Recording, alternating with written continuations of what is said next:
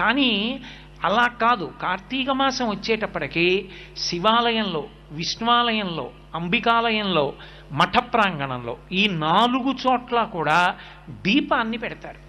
మీకు 12 నెలలు ఉన్నప్పటికీ కూడా 12 నెలలలో ఏ నెలలో పెట్టే దీపానికి కూడా ఆ నెలతో దీపం పేరు లేదు.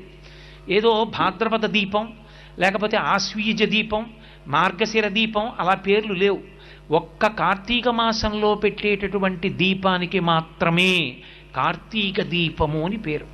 ఏమి ఆ నెలలో పెట్టిన దీపానికి అంత పేరు ఎందుకు రావాలి? ఆ ఒక్క నెలలోనే దీపానికంత ప్రాముఖ్యత ఎక్కడుంది?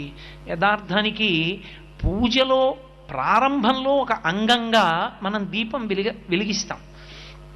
కానీ కేరళ రాష్ట్రంలో ఇప్పటికీ ఒక అలవాటు ఉంది. దీపం ఒక్కదాన్ని వెలిగించి దాని మీదకి అన్నపూర్ణని ఆవాహన చేసి పూజ చేస్తారు అక్కడ. కానీ మన